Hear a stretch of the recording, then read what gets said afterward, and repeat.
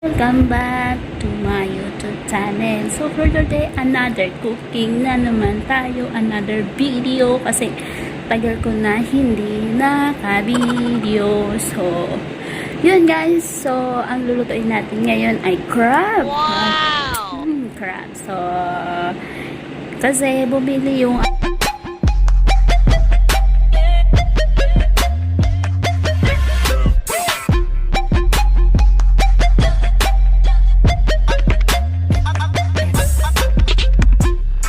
amo ko nung isang araw ng crab. So, hindi ko pa naluluto. So, ngayon, iluluto ko siya kasi para makita nyo kung paano din ako magluto ng crab. So, dalawa yung lulutuin ko guys kasi isda saka crab. So, yung isda guys, hindi ko na ipapakita.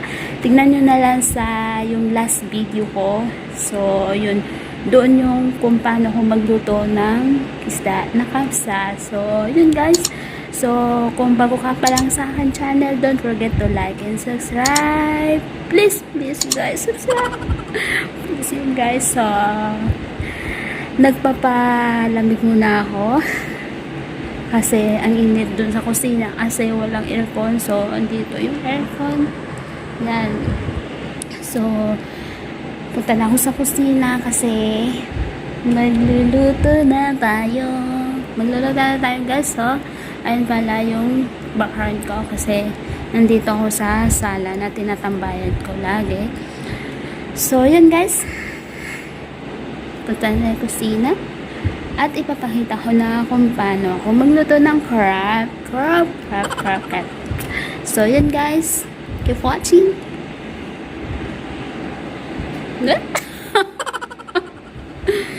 So, yan guys. Tawa lang pag may time. Yan guys, yung ingredients natin. Yan. At ayan yung crab natin. Pinagtatanggal ko yung kamay niya guys kasi ayaw nila. So, yung kamay niya kasi hindi ko naman tinapon kasi ginawa ko sa soup sa sorba. So, yan guys. Sibuyas, saka bawang, butter, ayan, yun, curcum, ayan guys, ayan, madi, saka, ayan yung mga ano nila. So, yun guys, so, dalawa yung ano natin, yung lulutuin ko guys, yan crab, saka itong isda. So, tignan nyo na lang guys sa last video ko kasi nagluto ko ng isda. Ayan.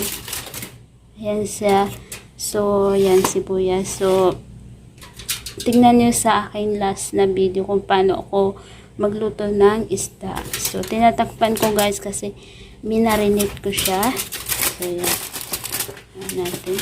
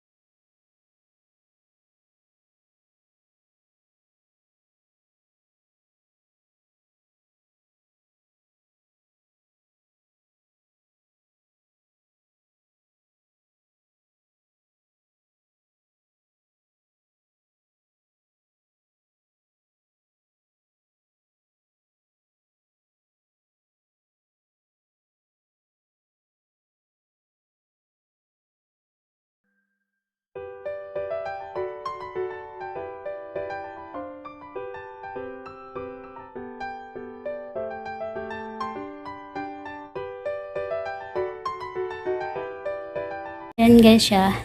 Takpan na natin. Hintay natin na medyo maluto kasi may lalagay pa tayo.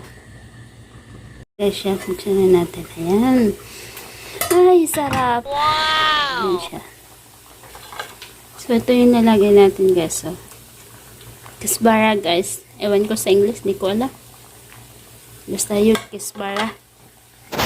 Ayan. Sarap.